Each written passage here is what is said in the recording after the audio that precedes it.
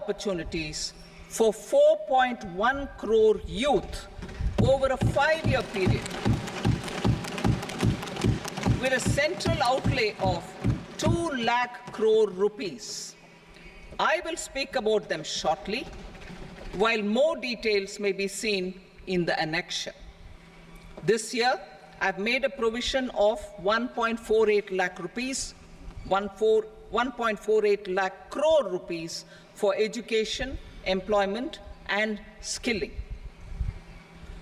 Budget priorities. The people have given a unique opportunity to our government to take the country on the path of strong development and an all-round prosperity. In the interim budget, we promised to present a detailed roadmap for our pursuit of Vikasit Bharat.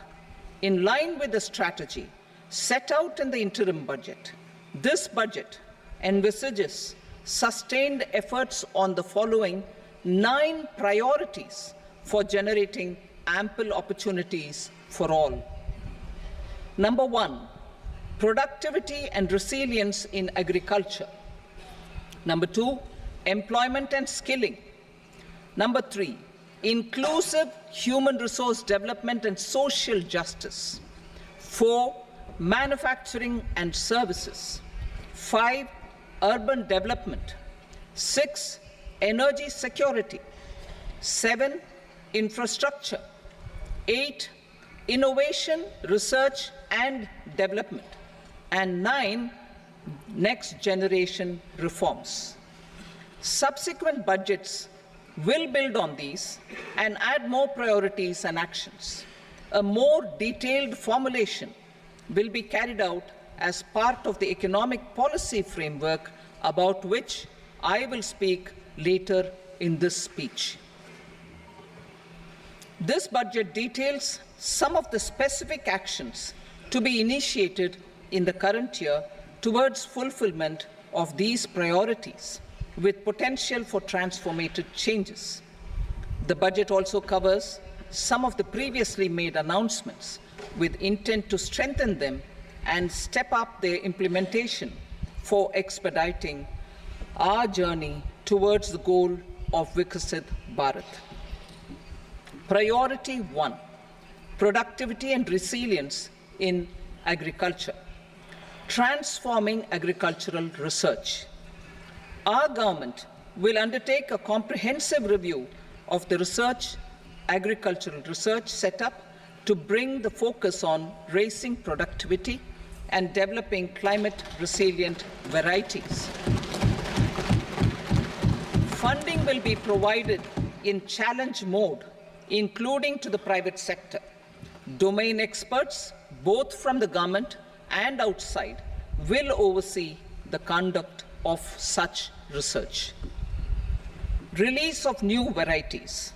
New 109 high-yielding and climate-resilient varieties of 32 field and horticultural crops will be released for cultivation by farmers. Natural farming. In the next 2 years, 1 crore farmers across the country will be initiated into natural farming, supported by certification and branding. Implementation will be through scientific institutions and willing gram panchayats. 10,000 need-based bio-input resource centers will be established. Missions for pulses and oil seeds. For achieving self-sufficiency in pulses and oil seeds, we will strengthen their production, storage, and marketing. As announced in the interim budget, a strategy is being put in place to achieve Atmanirbharta for oil seeds such as mustard, groundnut, sesame, soybean, and sunflower. Vegetable production and supply chains. Large-scale clusters for vegetable production will be developed closer to major consumption centers. We will promote farmer-producer organizations, cooperatives, and startups for vegetable supply chains, including for collection and storage and marketing. Digital public infrastructure for agriculture. Buoyed by the success of the pilot project, our government, in partnership with the states, will facilitate the implementation of the digital public infrastructure in agriculture for coverage of farmers and their lands in 3 years. During this year, digital crop survey for Kharif using the DPI will be taken up in 400 districts. The details of 6 crore farmers and their lands will be brought into the farmer and land registries. Further, the issuance of Jan Samarth based Kisan credit cards will be enabled in 5 states. Shrimp production and export. Financial support for setting up a network of nucleus breeding centers for shrimp brood stocks will be provided. Financing for shrimp farming, processing, and export will be facilitated through NABARD. National cooperation policy. Our government will bring out a national cooperation policy for systematic, orderly, and all-round development of the cooperative sector, fast-tracking growth of rural economy and generation of employment opportunities on a large scale will be the policy goal. This year, I have made a provision of 1.52 lakh crore rupees for agriculture and allied sectors.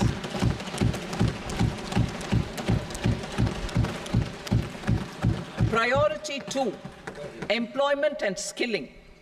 Employment-linked incentive. Our government will implement following 3 schemes for employment-linked incentive as part of the Prime Minister's package. These will be based on enrollment in the EPFO and focus on recognition of first-time employees and support to employees and employers. Scheme A, first-timers. This scheme will provide 1 month wage to all persons newly entering the workforce in all formal sectors.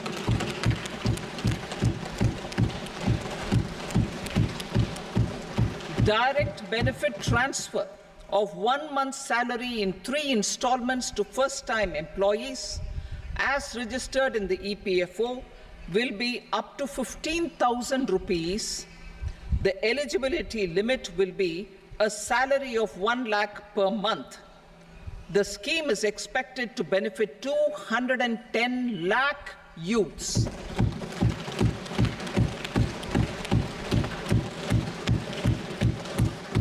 Scheme B, job creation in manufacturing. This scheme will incentivize additional employment in the manufacturing sector linked to the employment of first-time employees. An incentive will be provided at specified scale directly both to the employee and the employer with respect to the EPFO contribution in the first 4 years of employment. The scheme is expected to benefit 30 lakh youth entering employment and their employers.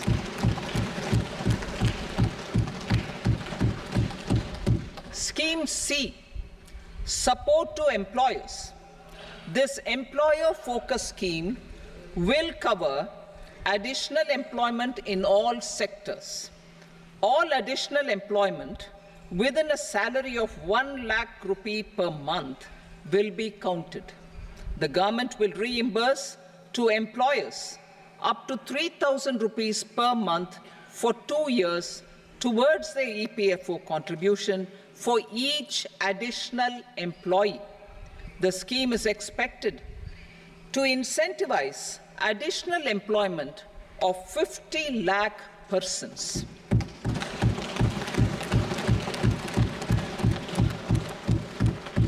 Participation of women in the workforce. We will facilitate higher participation of women in the workforce through setting up of working women hostels in collaboration with industry and establishing creches. In addition, the partnership will seek to organize women-specific skilling programs and promotion of market access for women SHG enterprises. Skilling program. I'm happy to announce a new centrally sponsored scheme as the fourth scheme under the Prime Minister's package for skilling in collaboration with state governments and industry. 20 lakh youth will be skilled over a 5-year period.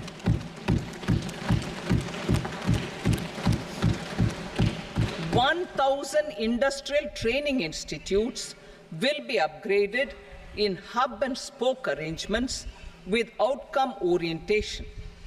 Course content and design will be aligned to the skill needs of industry, and new courses will be introduced for emerging needs. Skilling loans. The model skill loan scheme will be revised to facilitate loans up to 7.5 lakh rupees with a guarantee from a government-promoted fund.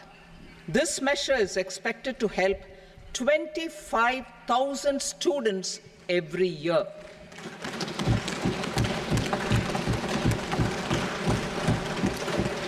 Education loans. For helping our youth who have not been eligible for any benefit under government schemes and policies, I am happy to announce a financial support for loans up to 10 lakh rupees for higher education in domestic institutions.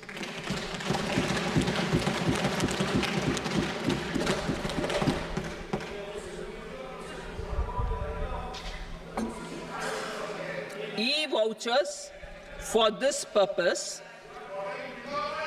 E-vouchers for this purpose will be given directly to 1 lakh students every year for annual interest subvention of 3% of the loan amount. Priority 3, inclusive human resource development and social justice, saturation approach. Our government is committed to all-round, all-pervasive and all-inclusive development of people, particularly farmers, youth, women, and the poor.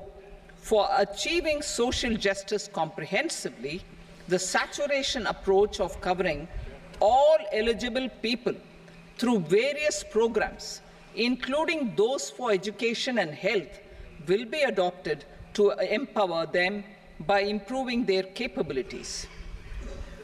Implementation of schemes meant for supporting economic activities by craftsmen, artisans, self-help groups, scheduled caste, scheduled tribe, and women entrepreneurs and street vendors such as the PM Vishwakarma, PM Swanidhi, National Livelihood Missions, and Stand Up India will be stepped up.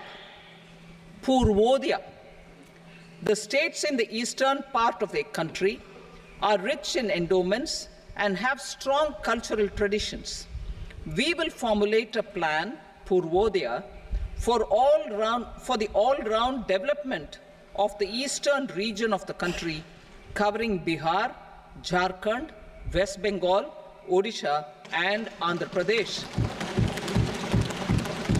This will cover human resource development, infrastructure, and generation of economic opportunities to make the region an engine to attain Vikasit Bharat.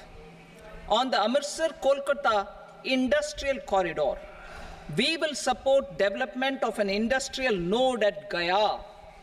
This corridor will catalyze industrial development of the eastern region. The industrial node at Gaya will also be a good model for developing our ancient centers of cultural importance into future centers of modern economy. This model shall showcase Vikas B, Virasat B in our growth trajectory. We will also support development of road connectivity projects, namely 1. Patna-Purnia Expressway, 2. Buxar-Bhagalpur Expressway, 3. Bodh Gaya, Rajgir, Vaishali and Darbhanga spurs, and 4. Additional 2-lane bridge over River Ganga at Buxar at a total cost of 26,000 crore rupees.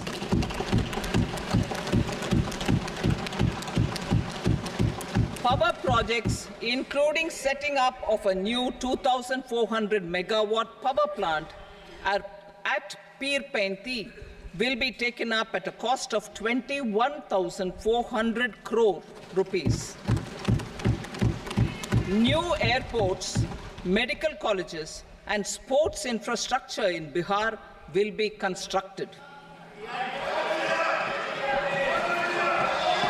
An additional allocation to support capital investments will be provided.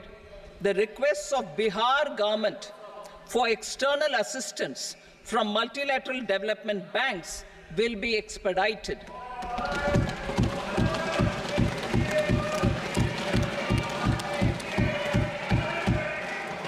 Andhra Pradesh Reorganization Act. Our government has made concerted efforts to fulfill the commitments in Andhra Pradesh Reorganization Act.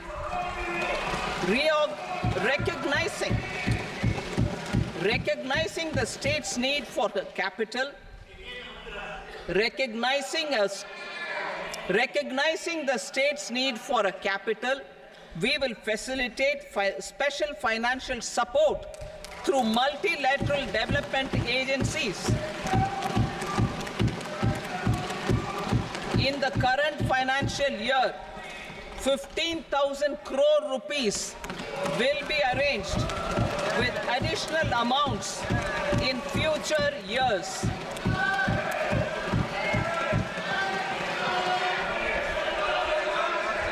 Our government is fully committed to financing and early completion of the Polavaram irrigation project, which is the lifeline for Andhra Pradesh and its farmers. This will facilitate our country's food security as well. Under the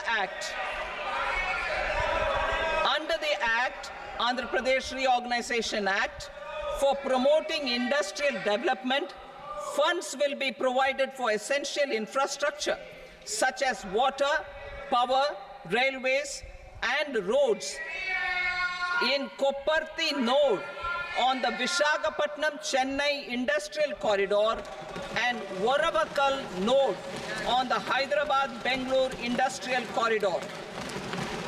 An additional allocation will be provided this year towards capital investment for economic growth. Grants for backward regions of Rayalaseema, Prakasham, North Coastal Andhra, as stated in the Act, will be provided. PM Awas Yojana. 3 crore additional houses under the PM Awas Yojana in rural and urban areas in the country have been announced, for which the necessary allocations are being made. Women-led development. For promoting women-led development, the budget carries an allocation of more than 3 lakh crore for schemes benefiting women and girls. This signals our government's commitment for enhancing women's role in economic development. Pradhan Mantri Janjatiya Unnat Gram Abhiyan. For improving the socio-economic condition of tribal communities, we will launch the Pradhan Mantri Janjatiya Unnat Gram Abhiyan by adopting saturation coverage for tribal families in tribal majority villages and aspirational districts.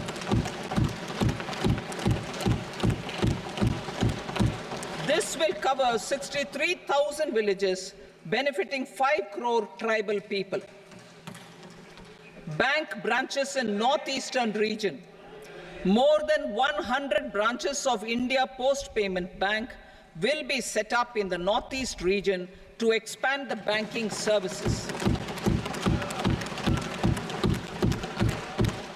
This year, I have made a provision of 2.66 lakh crore rupees for rural development, including rural infrastructure. Priority 4, manufacturing and services, support for promotion of MSMEs. This budget provides special attention to MSMEs and manufacturing, particularly labor-intensive manufacturing.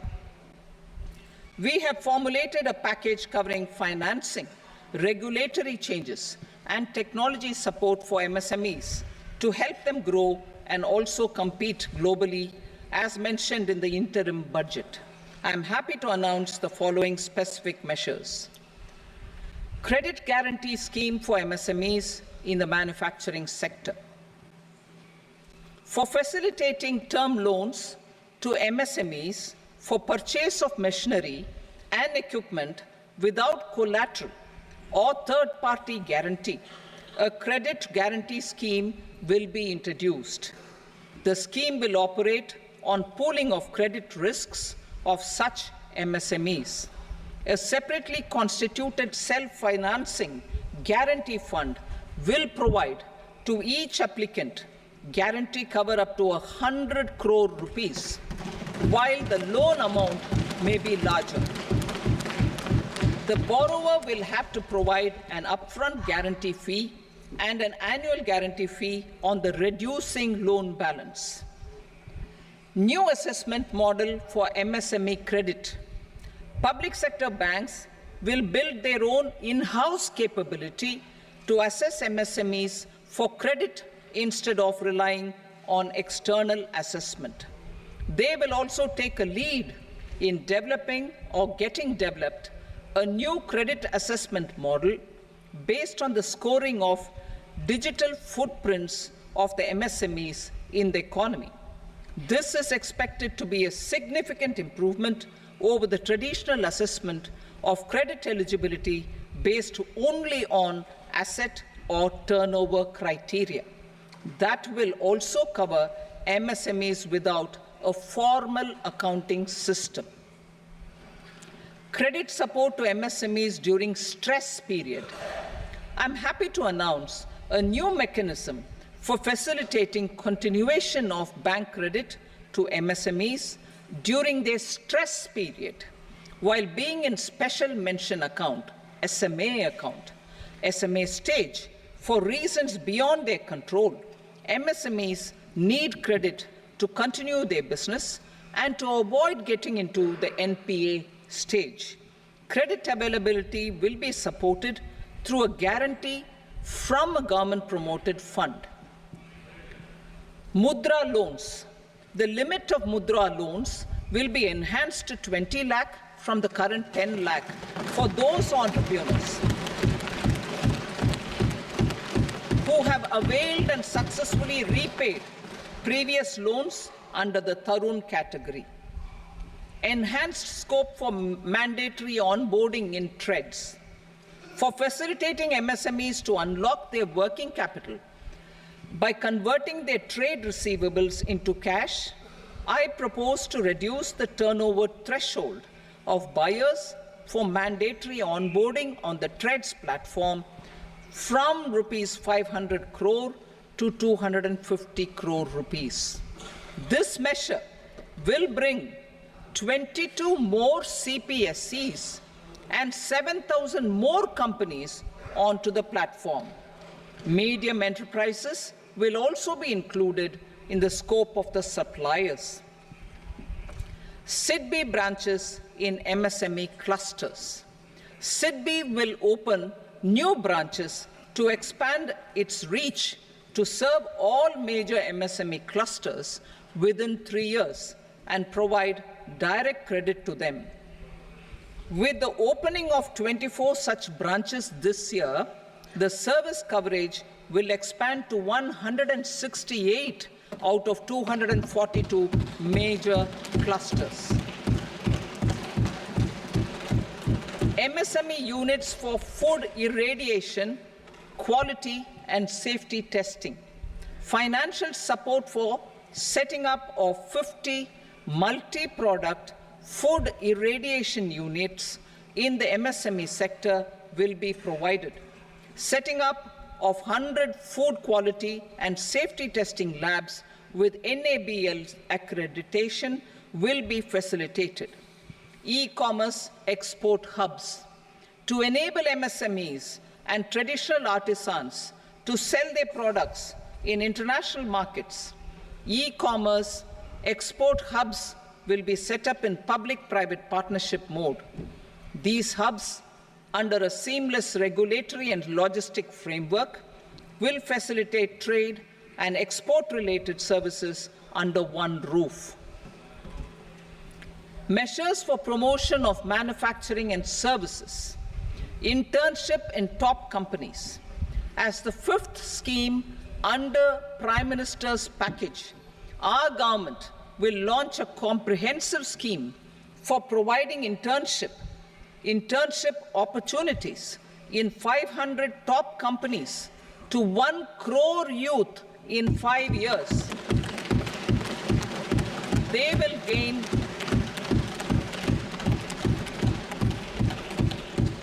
will gain exposure for 12 months to real-life business environment, varied professions, and employment opportunities.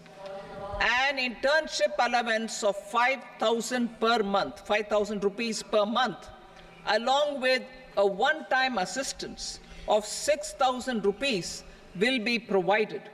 Companies will be expected to bear the training cost and 10% of their internship cost from their CSR funds. Industrial parks. Our government will facilitate development of investment-ready, plug-and-play industrial parks with complete infrastructure in or near 100 cities in partnership with the states and private sector by better using town planning schemes. 12 industrial parks under the National Industrial Corridor Development Program also will be sanctioned.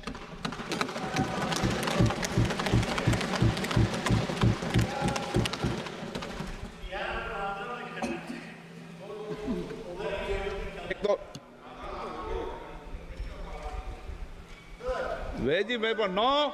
Please, Petty.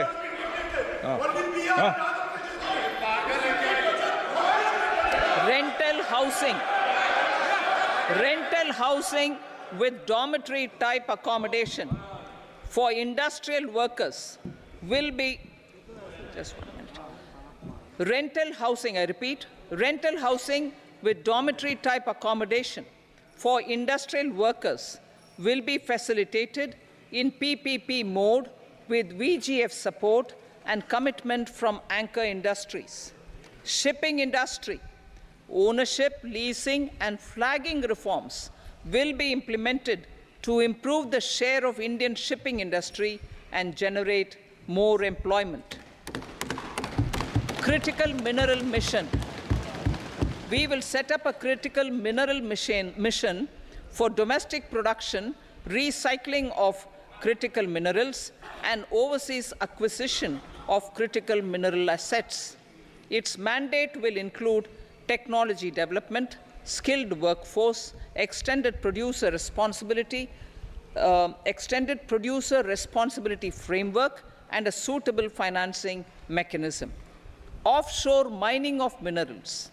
Our government will launch the auction of the first tranche of offshore blocks for mining, building on the exploration already carried out. Digital public infrastructure applications. Turning to the services sector, I propose development of DPI applications at population scale for productivity gains, business opportunities, and innovation by the private sector. These are planned in the areas of credit, e-commerce, education, health, law and justice, logistics, MSME service delivery, and urban governance. Integrated technology platform for IBC ecosystem. An integrated technology platform will be set up for improving the outcomes under the Insolvency Bankruptcy Code for achieving consistency, transparency, timely processing, and better oversight for all stakeholders. Voluntary closure of LLPs. The services of the Center for Processing Accelerated Corporate Exit, CPACE, will be extended for voluntary closure of LLPs to reduce the closure times. National Company Law Tribunals. The IBC has resolved more than 1,000 companies, resulting in direct recovery of 3.3 lakh crore to creditors. 3.3 lakh crore rupees to creditors. In addition, 28,000 cases involving over 10 lakh crore rupees have been disposed of even prior to admission. Appropriate changes to the IBC, reforms and strengthening of the tribunal and appellate tribunals will be initiated to speed up insolvency resolution. Additional tribunals will be established. Out of those, some will be notified to decide cases exclusively under the Companies Act. Debt recovery. Steps for reforming and strengthening debt recovery tribunals will be taken. Additional tribunals will be established to speed up recovery. Priority 5, urban development. Cities as growth hubs. Working with states, our government will facilitate development of cities as growth hubs. This will be achieved through economic and transit planning and orderly development of peri-urban areas utilizing town planning schemes. Creative redevelopment of cities. For creative brownfield redevelopment of existing cities with a transformative impact, our government will formulate a framework for enabling policies, market-based mechanisms, and regulation. Transit-oriented development. Transit-oriented development plans for 14 large cities with a population above 30 lakh will be formulated, along with an implementation and financing strategy. Urban housing. Under the PM Awas Yojana, Urban 2.0, housing needs of 1 crore urban poor and middle-class families will be addressed with an investment of 10 lakh crore rupees. This will include the central assistance of 2.2 lakh crore rupees in the next 5 years. A provision of interest subsidy to facilitate loans at affordable rates is also envisaged. In addition, enabling policies and regulations for efficient and transparent rental housing markets with enhanced availability will also be put in place. Water supply and sanitation. In partnership with state governments and multilateral development banks, we will promote water supply, sewage treatments, and solid waste management projects and services for 100 large cities through bankable projects. These projects will also envisage use of treated water for irrigation and filling up of tanks in nearby areas. Street markets. Building on the success of PM Swanidhi scheme in transforming the lives of street vendors, our government envisions a scheme to support each year over the next 5 years the development of 100 weekly hearts or street food hubs in select cities. Stamp duty. We will encourage states which continue to charge high stamp duty to moderate the rates for all and also consider further lowering duties for properties purchased by women. This reform will be made an essential component of urban development schemes. Priority 6, energy security, energy transition. In the interim budget, I had announced our strategy to sustain high and more resource-efficient economic growth, along with the energy security in terms of availability, accessibility, and affordability. We will bring out a policy document on appropriate energy transition pathways that balances the imperatives of employment, growth, and environmental sustainability. PM Surya Ghar Muft Bijli Yojana. PM Surya Ghar Muft Bijli Yojana. In line with the announcement in the interim budget,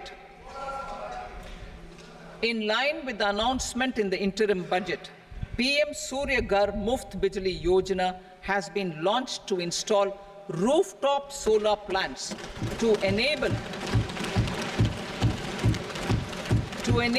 1 crore households obtain free electricity up to 300 units every month. The scheme has generated remarkable response with more than 1.28 crore registrations and 14 lakh applications, and we will further encourage it. Pumped storage policy. A policy for promoting pumped storage projects will be brought out for electricity storage and facilitating smooth integration of the growing share of renewable energy with its variable and intermittent nature in the overall energy mix. Research and development of small and modular nuclear reactors.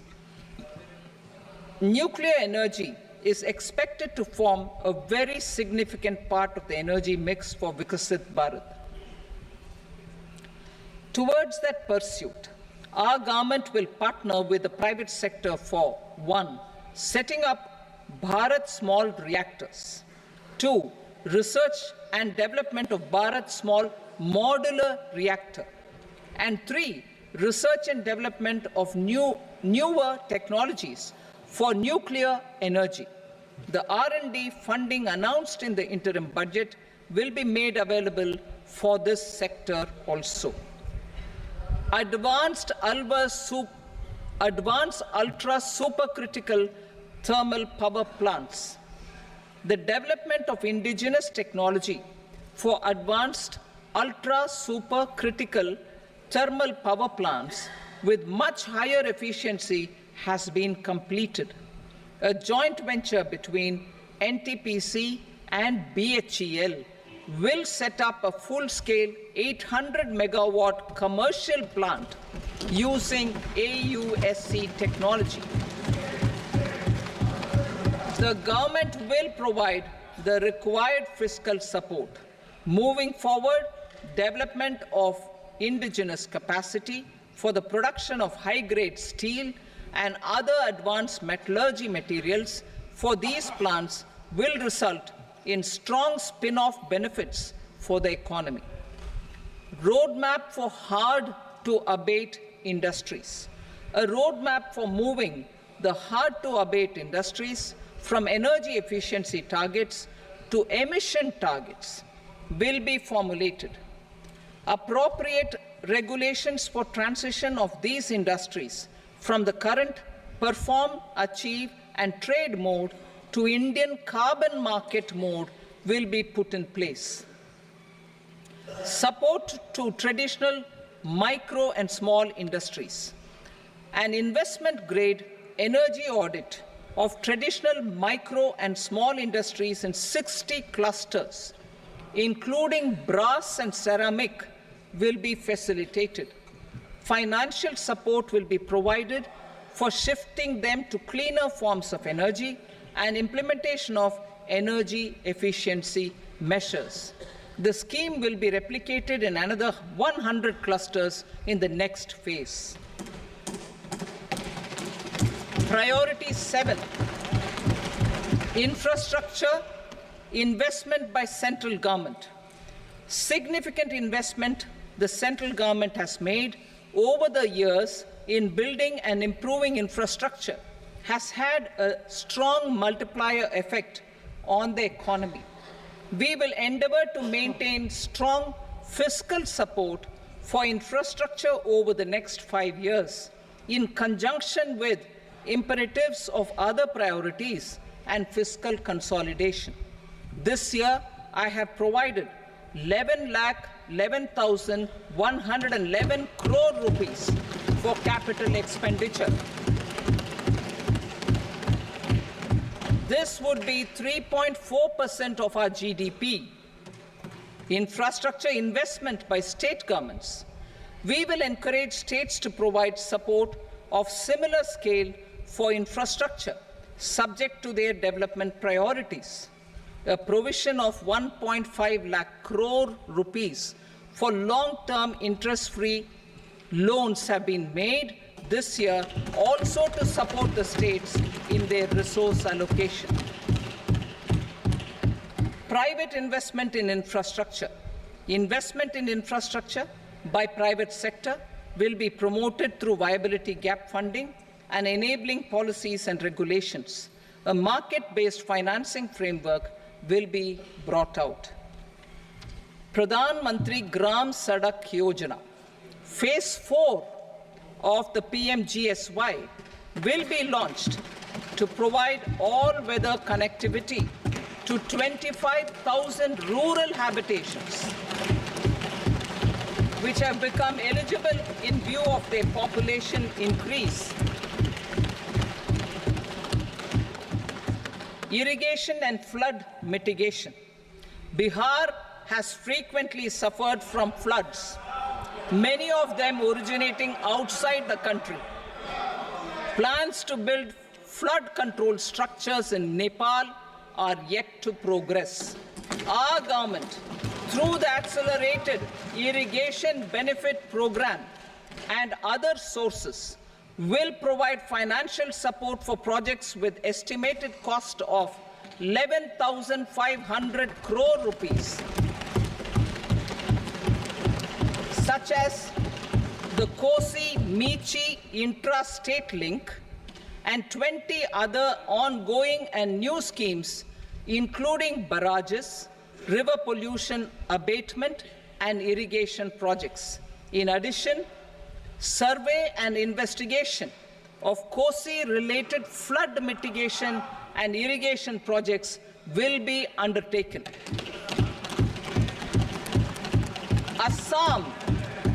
Assam grapples with floods every year by the Brahmaputra River and its tributaries originating outside India. We will provide assistance to Assam for flood management and related projects.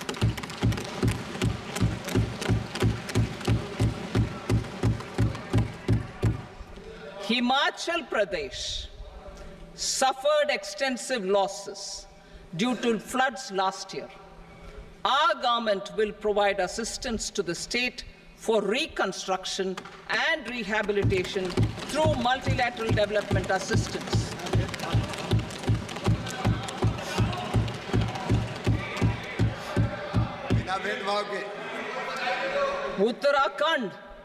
Uttarakhand too suffered losses due to cloudbursts and massive landslides. We will provide assistance to the state. Recently, Sikkim witnessed devastating flash floods and landslides that wreaked havoc across the state. Our government will provide assistance to the state. Tourism. Tourism has always been a part of our civilization. Our efforts in positioning India as a global tourist destination will also create jobs, stimulate investments, and unlock economic opportunities for other sectors. In addition to the measures outlined in the interim budget, I propose the following measures. Vishnupad Temple at Gaya and Mahabodhi Temple at Bodh Gaya in Bihar are of immense spiritual significance.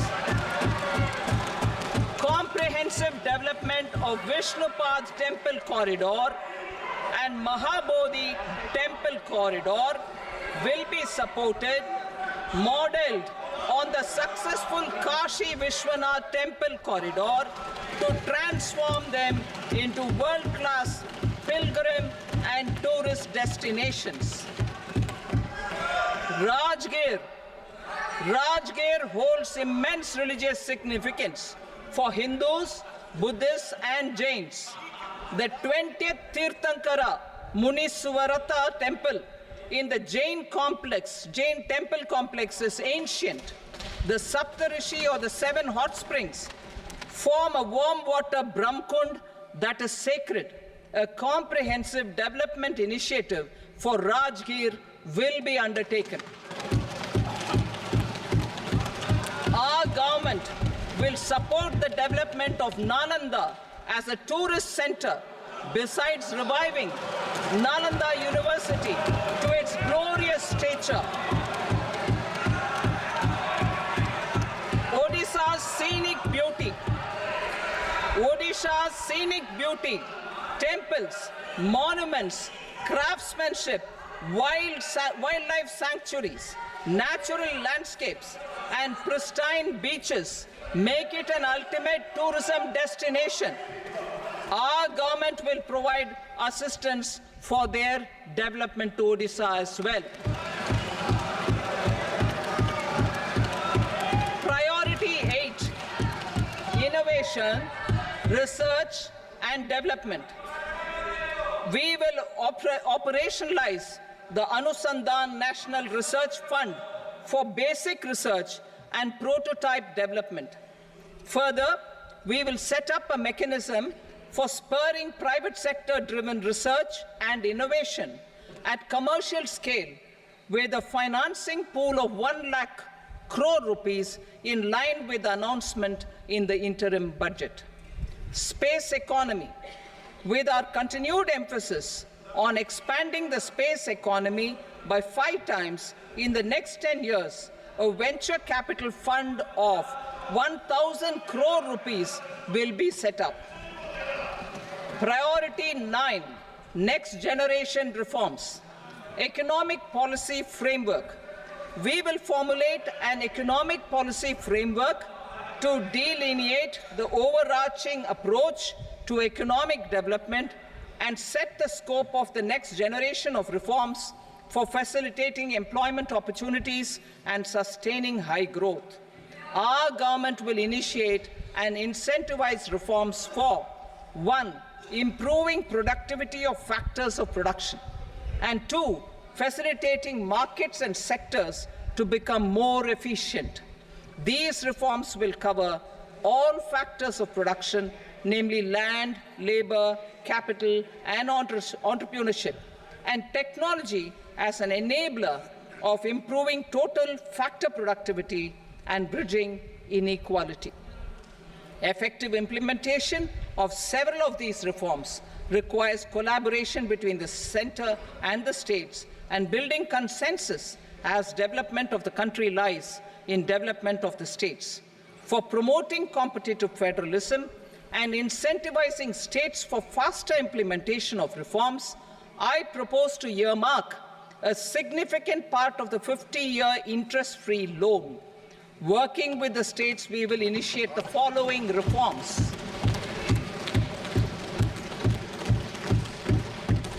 Land-related reforms and actions, both in the rural and urban areas, will cover land administration, will cover 1. Land administration, planning and management, and 2. Urban planning usage and building bylaws. These will be incentivized for completion within the next 3 years through appropriate fiscal support. Rural land-related actions. Rural land-related actions will include 1. Assignment of unique land parcel identification number, UL PIN, or Bhu Aadhaar for all lands. 2. Digitization of cadastral maps. 3. Survey of subdivisions, survey of map subdivisions as per current ownership. 4. Establishment of land registry. And 5. Linking to the farmers registry. These actions will also facilitate credit flow and other agricultural services. Urban land-related actions. Land records in urban areas will be digitized with GIS mapping. An IT-based system for property record administration, updating, and tax administration will be established. These will also facilitate improving the financial position of urban local bodies. Labor-related reforms. Services to labor. Our government will facilitate the provision of a wide array of services to labor, including those for employment and skilling. A comprehensive integration of e-Shram portal with other portals will facilitate such one-stop solution. Open architecture databases for the rapidly changing labor market, skill requirements, and available job roles, and a mechanism to connect job aspirants with potential employers and skill providers will be covered in these services. Shram Suvidha and Samadhan portal. Shram Suvidha and Samadhan portal will be revamped to enhance ease of compliance for industry and trade. Capital and entrepreneurship related reforms, financial sector vision and strategy. For meeting financing needs of the economy, our government will bring out a financial sector vision and strategy document to prepare the sector in terms of size, capacity, and skills. This will set the agenda for the next 5 years and guide the work of the government, regulators, financial institutions, and market participants. Taxonomy for climate finance. We will develop taxonomy for climate finance for enhancing the availability of capital for climate adaptation and mitigation. This will support achievement of the country's climate commitments and green transition.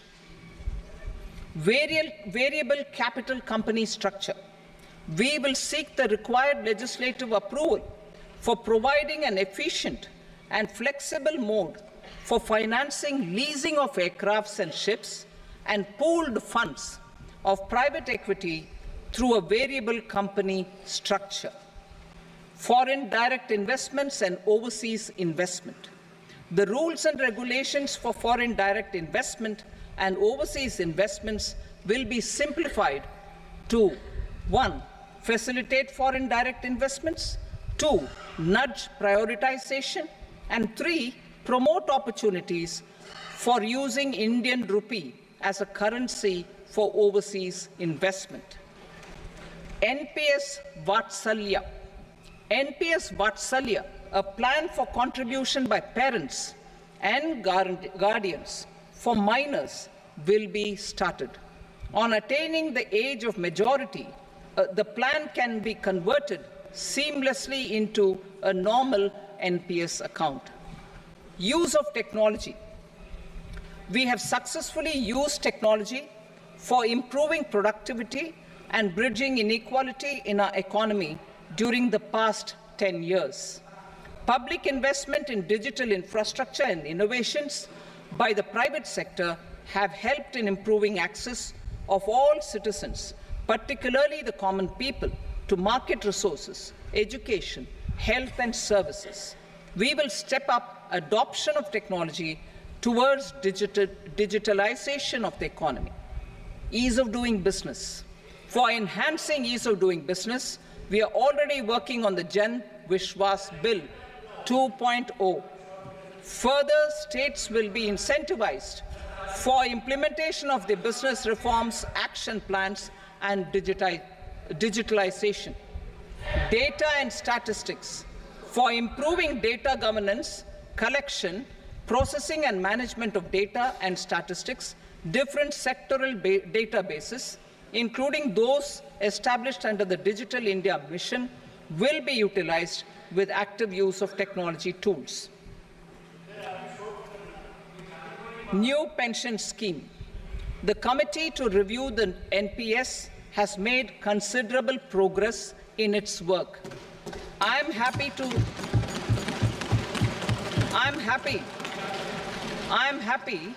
that the staff side of the National Council of the Joint Consultative Machinery for Central Government Employees has taken a constructive approach. A solution will be evolved which addresses the relevant issues while maintaining fiscal prudence to protect the common citizens. Budget estimates for 24-25. For the year 24-25, total receipts other than borrowings and the total expenditure are estimated at 32.07 lakh crore rupees and 48.21 lakh crore rupees respectively. The net tax receipts are estimated at 25.83 lakh crore rupees. The fiscal deficit is estimated at 4.9% of the GDP. The gross and the net market borrowings through dated securities during 24-25 are estimated at 14.01 lakh crore rupees and 11.63 lakh crore rupees respectively. Both will be less than that in 23-24. The fiscal consolidation path announced by me in 2021 has served our economy very well, and we aim to reach the deficit below 4.5% next year. The government is committed to staying the course. From 2026-27 onwards, our endeavor will be to keep the fiscal deficit each year such that the central government's debt will be on a declining path as percentage of GDP. I will now move to Part B.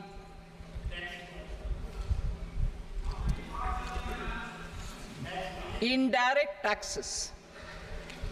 Sir, I start with GST.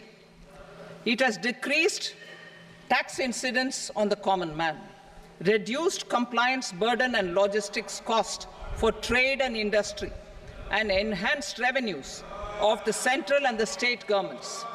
It is a success of vast proportions. To multiply the benefits of GST, we will strive to further simplify and rationalize the tax structure and endeavor to expand it to the remaining sectors. My proposals for customs duties intend to support domestic manufacturing, deepen local value addition, promote export competitiveness, and simplify taxation while keeping the interest of the general public and consumers surmount. In Budget 22-23, we reduced the number of customs duty rates. I propose to undertake a comprehensive review of the rate structure over the next 6 months to rationalize and simplify it for ease of trade, removal of duty inversion, and reduction of disputes.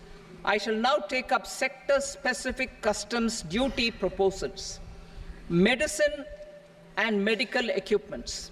To provide relief to cancer patients, I propose to fully exempt 3 more medicines from customs duties.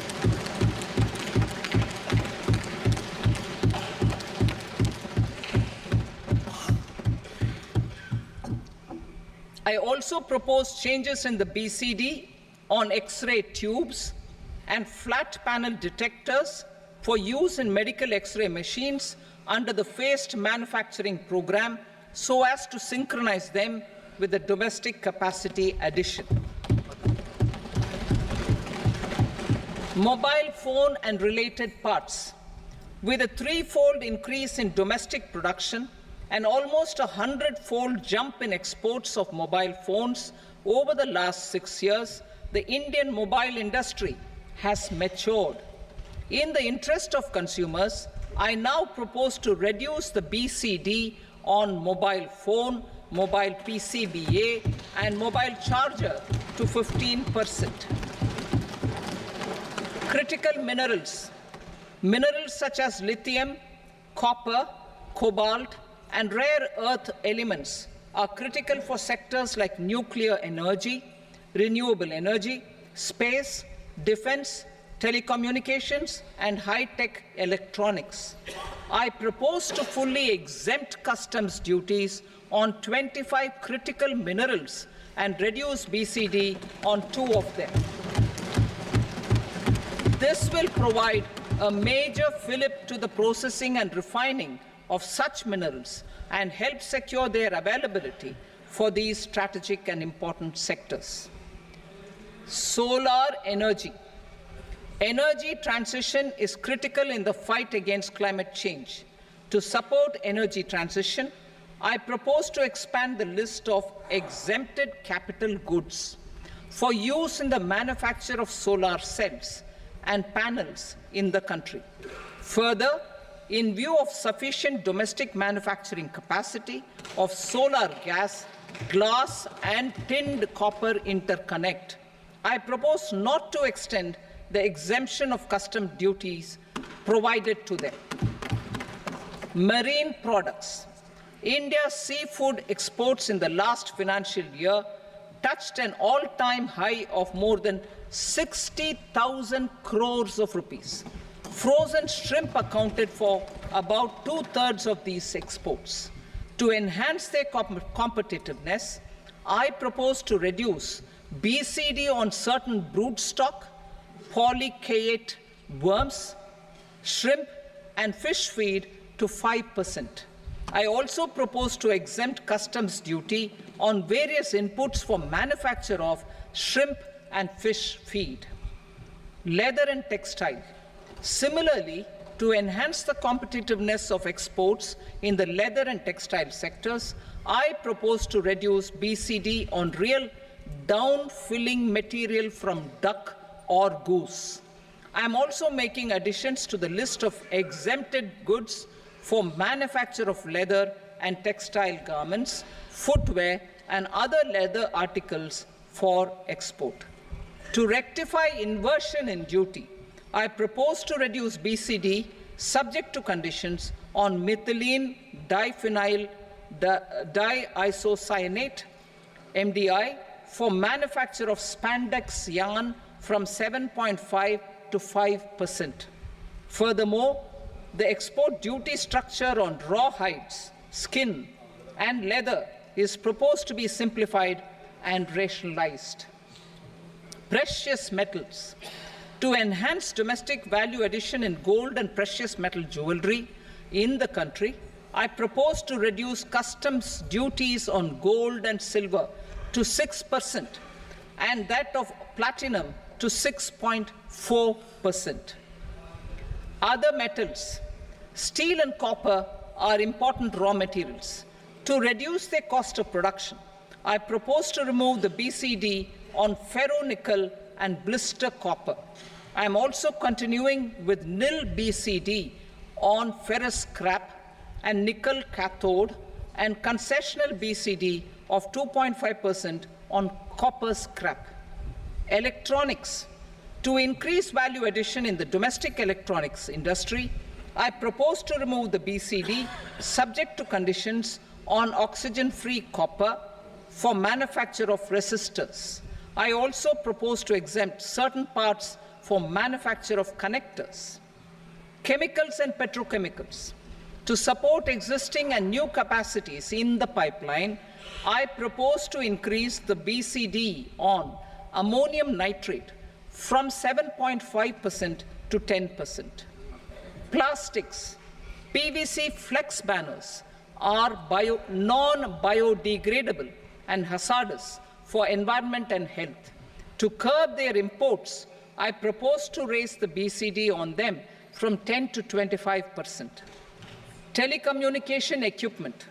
To incentivize domestic manufacturing, I propose to increase the BCD from 10 to 15% on PCBA of specified telecom equipment. Trade facilitation. To promote domestic aviation and boat and ship MRO, I propose to extend the period for export of goods imported for repairs from 6 months to 1 year. I'll read that again. To promote domestic aviation and boat and ship maintenance, repair and operations, I propose to extend the period for export of goods imported for repairs from 6 months to 1 year. In the same vein, I propose to extend the time limit for re-import of goods for repairs under warranty from 3 to 5 years. I now move to direct taxes. We will continue our efforts to simplify taxes, improve taxpayer services, provide tax certainty, and reduce litigation while enhancing revenues for funding the development and welfare schemes of the government. It has been our endeavor to simplify taxation. We have taken a number of measures in the last few years, including introduction of simplified tax regimes without exemptions and deductions for corporate tax and for personal income tax. This has been appreciated by taxpayers. 58% of corporate tax came from the simplified tax regime in the financial year 22-23. Similarly, as per data available till now, for the last fiscal, more than 2/3 have availed the new personal income tax regime. Comprehensive review of the Income Tax Act. I am now announcing a comprehensive review of the Income Tax Act 1961. The purpose is to make the Act concise, lucid, easy to read and understand. This will reduce disputes and litigation, thereby providing tax certainty to the taxpayers. I will also bring down the demand embroiled in litigation. It is proposed to be completed in 6 months. A beginning is being made in the Finance Bill by simplifying the tax regime for charities, tedious rate structures, provisions of reassessment and such provisions, and capital gains taxation. Simplification for charities and tedious.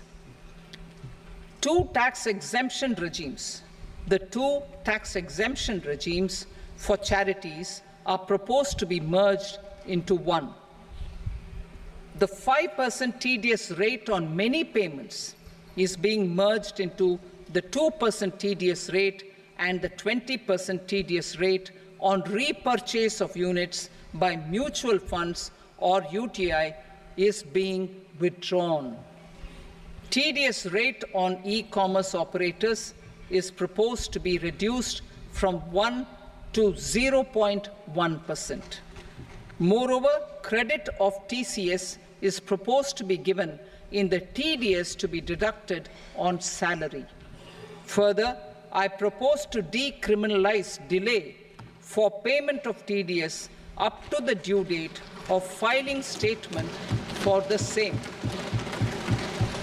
I also plan to provide a standard operating procedure for TDS defaults and simplify and rationalize the compounding guidelines for such defaults. Simplification of reassessment. I propose to thoroughly simplify the provisions for reopening and reassessment.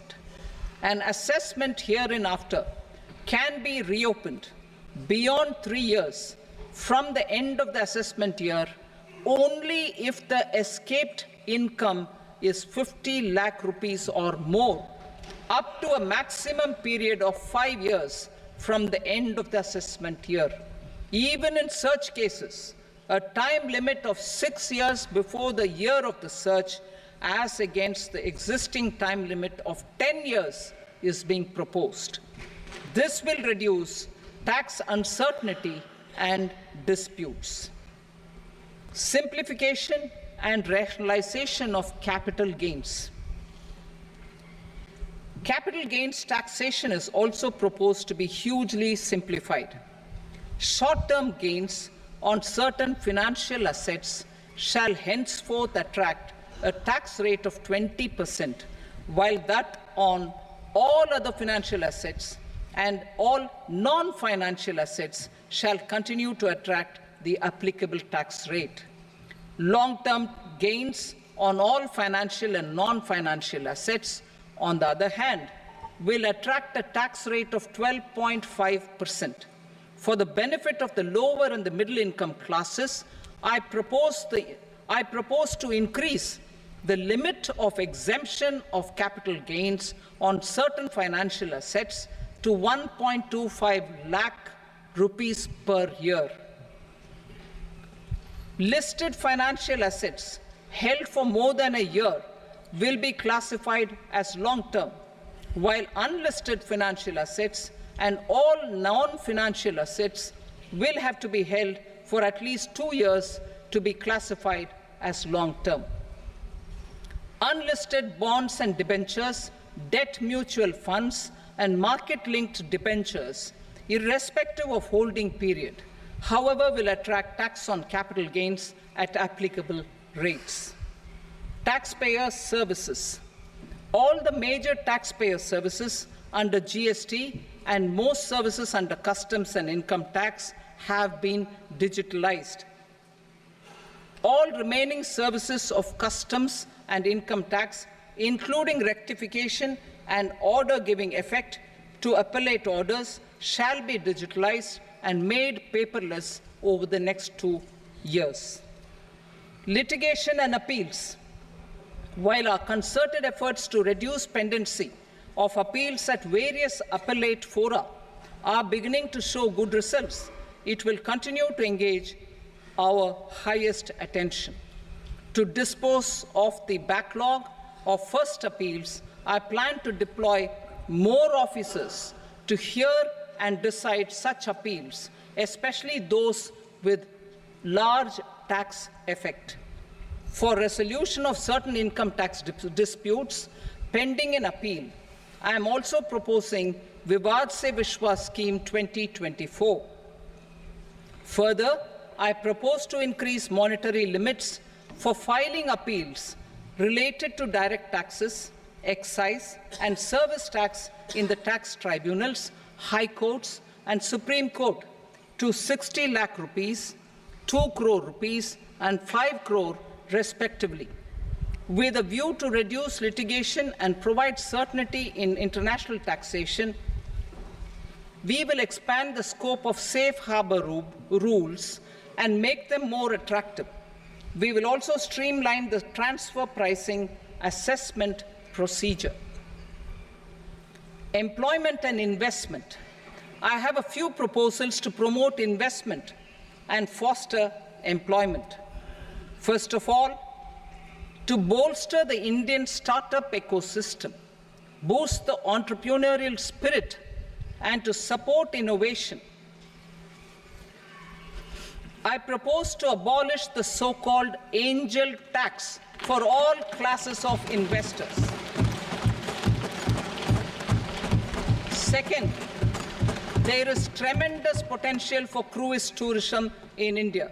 To give a fillip to this employment-generating industry, I am proposing a simpler tax regime for foreign shipping companies operating domestic cruises in the country. Third, India is a world leader in the diamond cutting and polishing industry, which employs a large number of skilled workers. To further promote the development of this sector, we would provide for safe harbor rates for foreign mining companies selling raw diamonds in the country. Fourth, to attract foreign capital for our development needs, I propose to reduce the corporate tax rate on foreign companies from 40 to 35%. Deepening the tax base. I have a couple of proposals for deepening the tax base.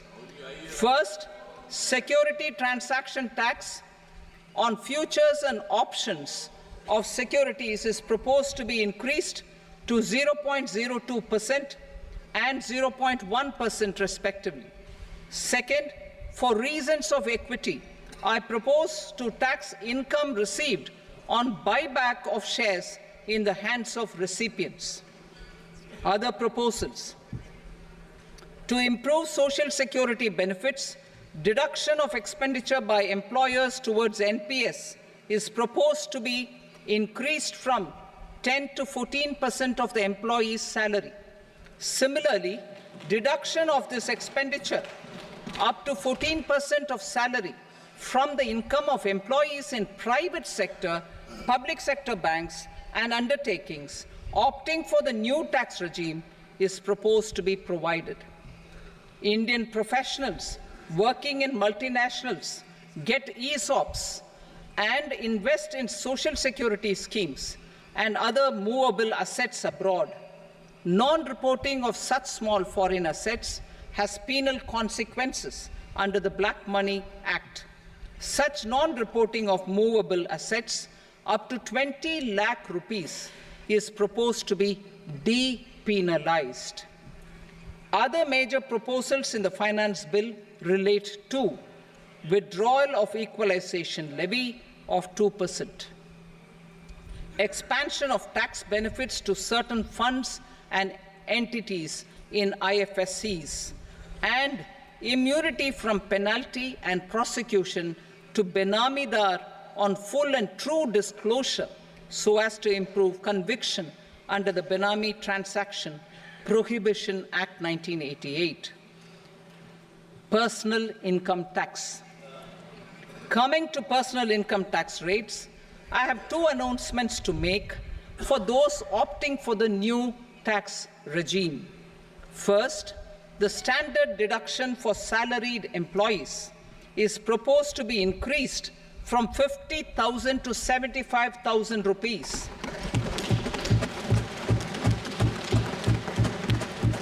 Similarly, deduction on family pension for pensioners is proposed to be enhanced from 15,000 to 25,000 rupees.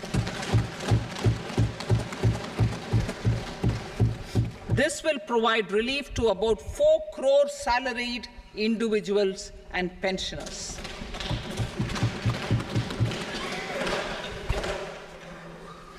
Second, in the new tax regime, the tax rate structure is proposed to be revised as follows: 0 to 3 lakh rupees, nil; 3 to 7 lakh rupees, 5%; 7 to 10 lakh rupees, 10%; 10 to 12 lakh rupees, 15%; 12 to 15 lakh rupees, 20%; and above 15 lakh rupees, 30%.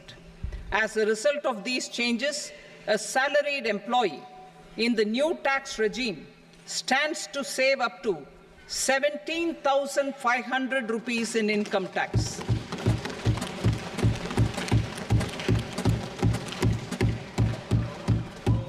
Apart from these, I am also making some other changes as given in the annexure. As a result of these proposals, revenue of about 37,000 crore, that is 29,000 crore in direct taxes and 8,000 crore in indirect taxes, will be foregone, while revenue of about 30,000 crore rupees will be additionally mobilized. Thus, the total revenue foregone is about 7,000 crores annually. Mr. Speaker, sir, with this, I commend the budget to this august House. Jai Hind.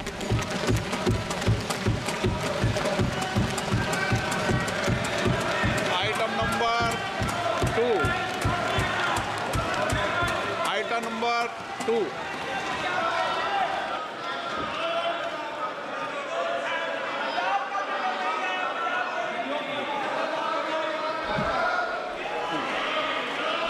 Sir, with your permission, I rise to lay on the table the following statements under Section 3 of the Fiscal Responsibility and Budget Management, FRBM Act 2003, Medium-Term Fiscal Policy cum Fiscal Policy Strategy Statement and Macroeconomic Framework Statement.